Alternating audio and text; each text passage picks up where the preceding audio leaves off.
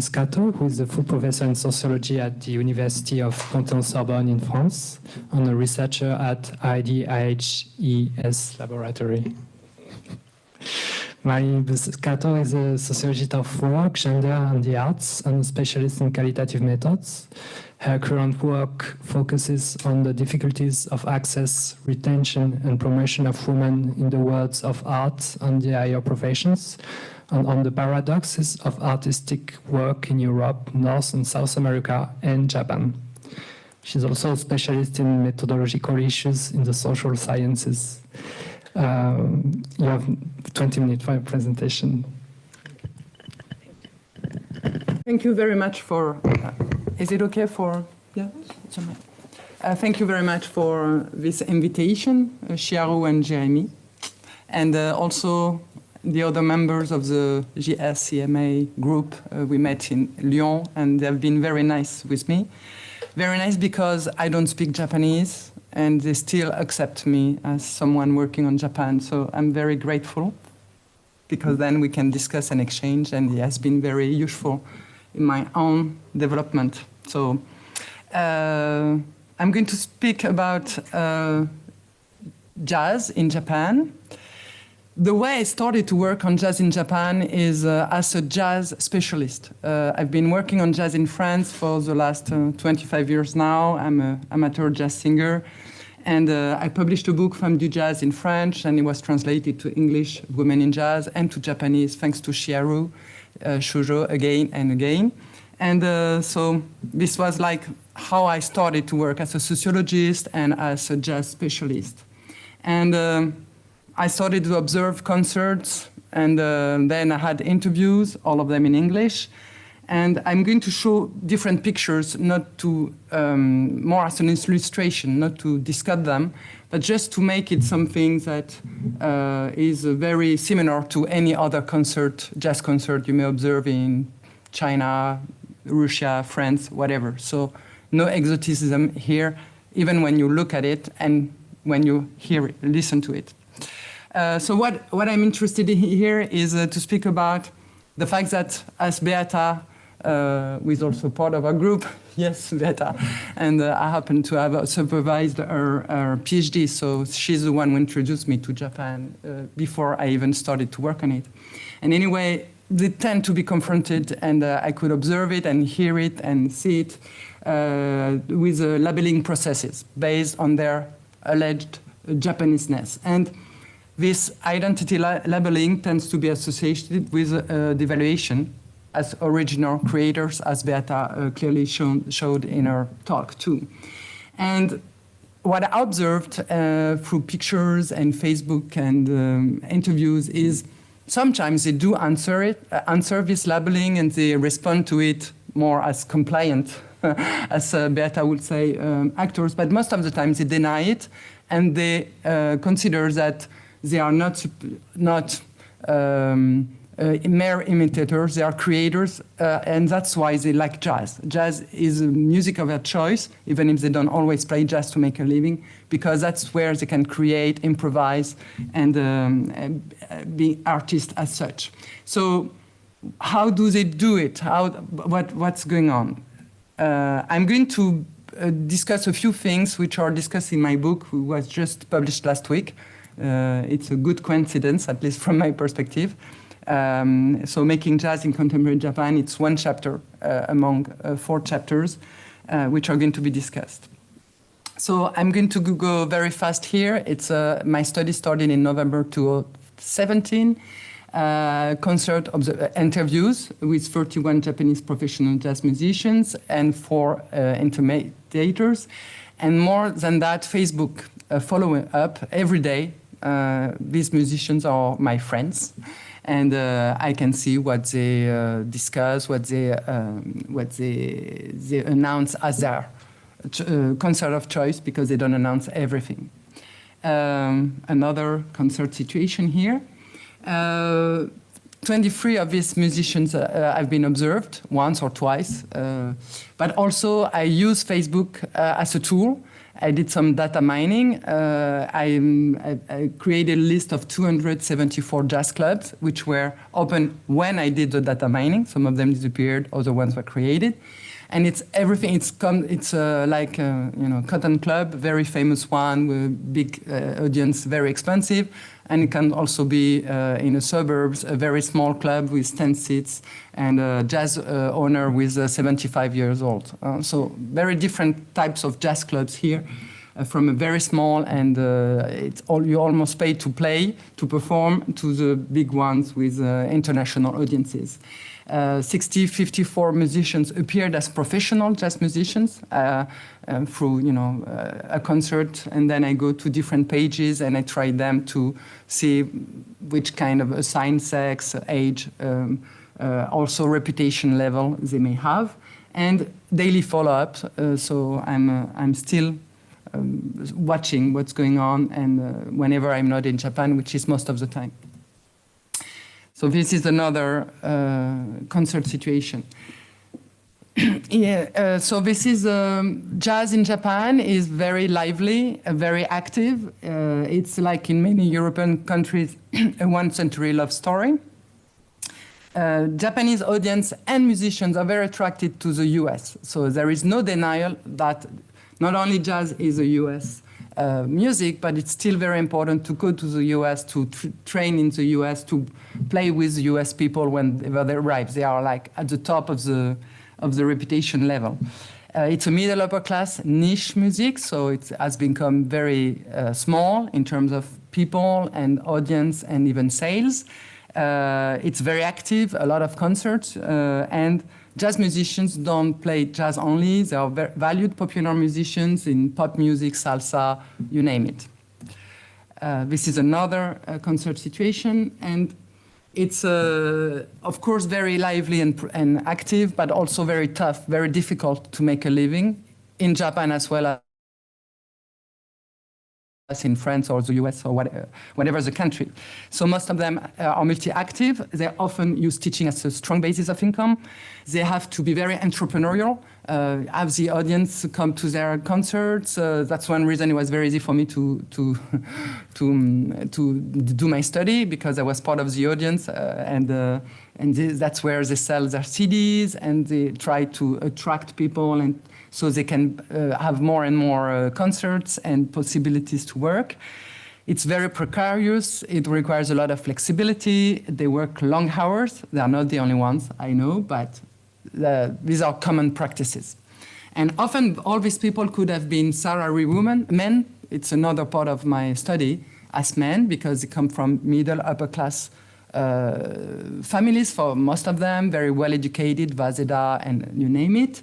And for women, the ideal model was more, you go to Waseda or another prestigious university, but then you will be part-time teacher or even a housewife. So these models are still in the way they are raised, and they are the ones they escape when they become jazz musicians.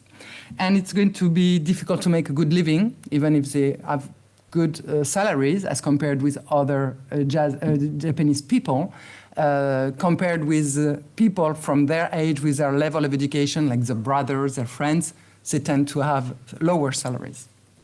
So this is more like, in which context do we have jazz happening in Japan? So Japanization of their jazz is one way to sound authentic. This word was used by Beata. Being credible, being authentic is something that is pushed on them and that they respond to. So even if I was a French interviewer and not a US interviewer, so there were no issues about me telling them that their jazz was not authentic. These were things which were more or less lightly discussed in one way or the other. So they have this knowledge that as Japanese people, they are not considered as authentic, and they are not considered as legitimate as US people to play jazz. And they also know that there is this stereotype about Japanese people being imitators, which Beata illustrated with a French critic speaking about this Japanese as a, you know, les fourmis in French. We have very strong stereotypes about Japanese people, and they are aware that this is one stereotype that can be applied to their creativity. However, an orientalization of your music could be one solution. However, and there are many ways, I'm sorry, there are many ways, I want to be fast. There are many ways they can do it, and sometimes they do it with a costume, of course, a kimono or samurai attitude, but it can also be done using repertoires from, you know, folk songs or different minyo songs or whatever. Instruments, and I interviewed people also, you know, koto, biwa, etc. But through discourse, Takemitsu said he had this ma way of thinking because the time is supposedly different in Japan. So you can find these kind of things. But what I found is this way of saying I'm doing it Japanese way tends to be devalued. And this is not what Japanese jazz musicians I met do. I did find that sometimes, as is the case, for instance, here, I may use a Japanese name for my disc. Or sometimes I may use, sorry, I didn't go the right way. I may use a costume. I may use an image, an instrument, a song, which relate this, what I'm doing, to Japan. But when they do it, it's mostly instrumental, and it's in the service of creating universal art, which is not supposedly Japanese. And what I found is that for rap, hardcore, or contemporary music, which have been studied by Bonnie Wade and others, but unlike other forms of music, like salsa or Indian music or reggae, which have been studied by other scholars we know, they explicitly reject Japaneseness as being what they are doing, and they assert themselves as doing universal jazz. And as a listener, familiar with jazz, this is also what I can say, which is going on. When I observe these concerts, this is not Japanese jazz I'm listening to. This is one example among others. This is jazz performed by Japanese jazz musicians, but in their own special way. What I found, however, there are two main paths to this assertion that my jazz is not Japanese, my jazz is my creation, is what my music. And I'm really, we speak in English, and my music, my style, my music of choice. These are words people would use with me. When I analyzed the different scenes, the different styles, because jazz is not only one way to do it, there were two paths. One was more express oneself through a personal interpretation of the repertoire. So we would find that more in the oldest jazz styles, New Orleans swing, 20s, 30s, 40s repertoire.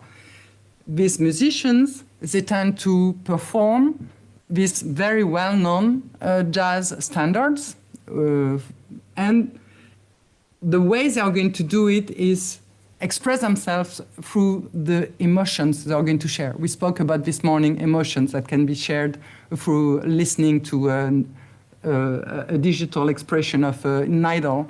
Here again, when you belong to a concert in Japan, it's very different from what I heard when I was in the US, in France, or in Russia, to give some examples of countries where I listen to jazz.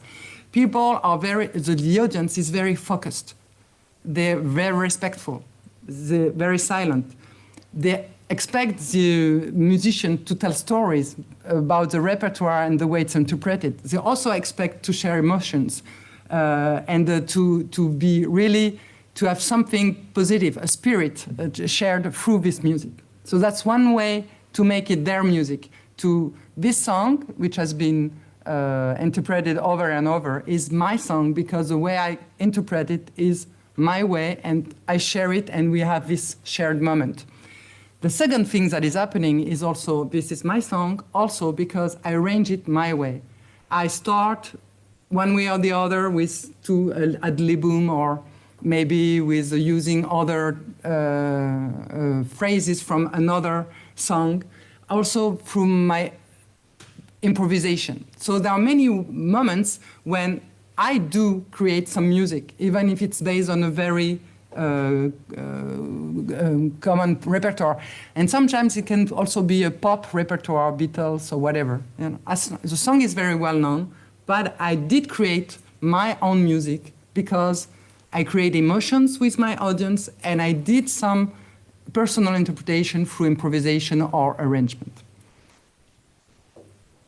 So this would be, if we had time, so this is another, you can see, this is a jazz club. Very small, very few people, and it's really, you're almost on the scene, and then you have a discussion with people during the breaks, they sell their records, so it's an intimate situation in some ways. I think the word intimate was used this morning too. So this would be an observation I made where I discuss how it was created. But if I want to respect the time, I have 4 minutes left, 5, good.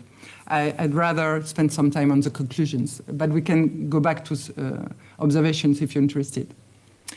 I said there were 2 ways observed as ways of creating universal art and to escape the Japaneseness labeling. This is the second way, creating transnational original compositions. So this is mostly observed in post-bop or improvised music, which are the most contemporary ways of creating jazz. Here the focus is on creating an original repertoire. So these musicians tend to create new songs, create new music. They may do it using some different types of inspirations, but they put their names as their tunes, okay? So they create their tunes most of the time. Not always, but it's one thing they want to do. And when, for instance, when I interviewed a very young, she was coming back from Berkeley, and she hadn't yet created a song. She was more post-bop oriented, and she said, okay, now I'm learning the job, I'm interpreting all songs, and through improvisation I'm creating my own voice. That's a word that is used in Japan, at least through English. But I still need to write some composition. So I started, but it's not yet good enough, and with my band, I try to have these songs which are mine, and which then I will be an accomplished musician, an accomplished creator, okay? So that's one thing important.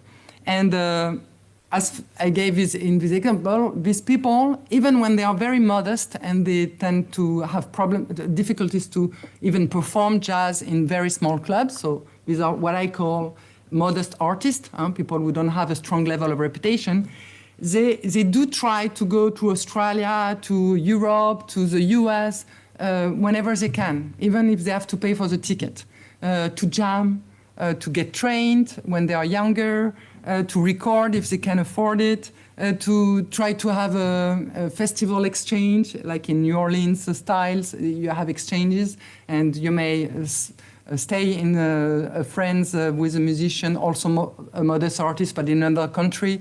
When you go there, and then when they come to Japan, that's your turn to host this person and to try to find a few gigs, so to have an opportunity to play. So you have a strong value given to these transnational exchanges, because they are a way to stimulate your creativity and to stimulate your ability to become a transnational musician, not a Japanese musician.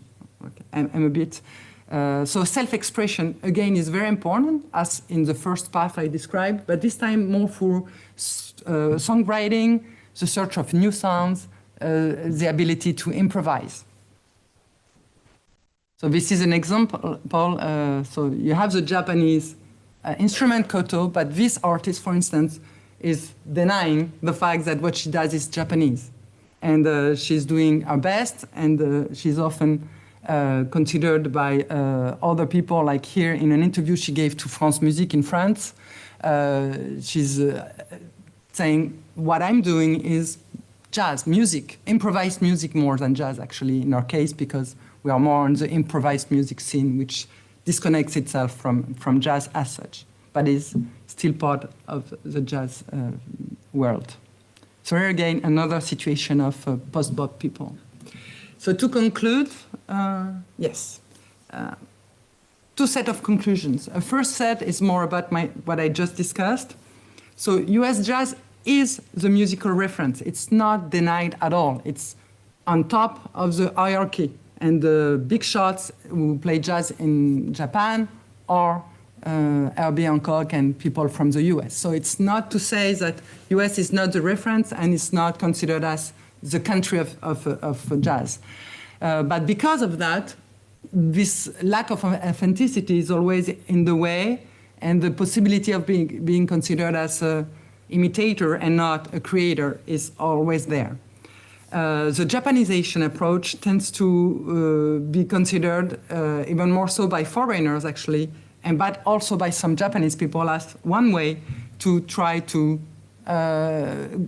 go against these ideas that they are mere imitator, but it's accompanied by a devaluation potential.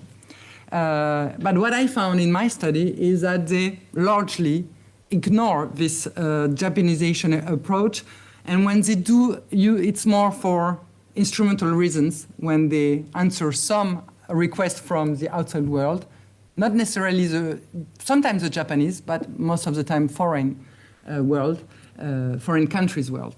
And what they prefer to do is to try to affirm themselves as universal artists.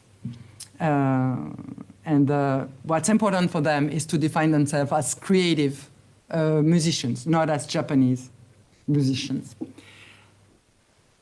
More broadly, and I connect that with all the studies also which have been led by people I can read in French or in English, I find several factors which may explain how they can define themselves as universal creators and disconnect themselves from the Japanization labeling. One thing that I found reading Bonnie Wade and others is historically Japan, as you all know, has borrowed from foreign arts. And in some ways, this reappropriation process, hybridation process is going on. And from court music to rap to contemporary music, you find this ability within this society to borrow, reappropriate, recreate, and mix and hybridate. When it comes to jazz, it's a very active and lively jazz scene. So these musicians can make a living as professional jazz musicians, performing jazz in jazz clubs, of course, but also in hotels, in commercial events, in cafe. Even if it's a niche music, it's still active in Japan. And they also have these jazz lovers who not only like to listen to jazz, and I spoke with some of them, but also learn, sometimes with these professional jazz musicians as teachers, because they are part of a group or an orchestra, amateur ones, and it's part of their social life. A third thing is repeated contacts with artists in European countries in which transnational creative jazz scenes were developed over time. So many of them, they were very happy to speak with a French person because they had knowledge of, yeah, but in France, in Europe, sometimes, there is this disconnection from the US scene, not necessarily in terms of jazz styles, but at least in terms of this is jazz. And they have French people, Michel Petrucciani and others, who have been stars in jazz, not as high as the American ones, but still considered as very, very strong jazz people. And the last thing which I observed is prestigious jazz curricula have been created in Japanese universities over the past 30 years. So I interviewed some people who were 60 years old and started like from scratch in terms of being considered as potential legitimate jazz musicians. And now they are teaching in this curricula. And they have these young artists and they show them that, okay, it's important to go to the US, and Makoto Ozone and others did that, but you can create and be your own creator and have your own recording label if needed in Japan. So you don't depend on the US to be validated as a Japanese musician. Thank you.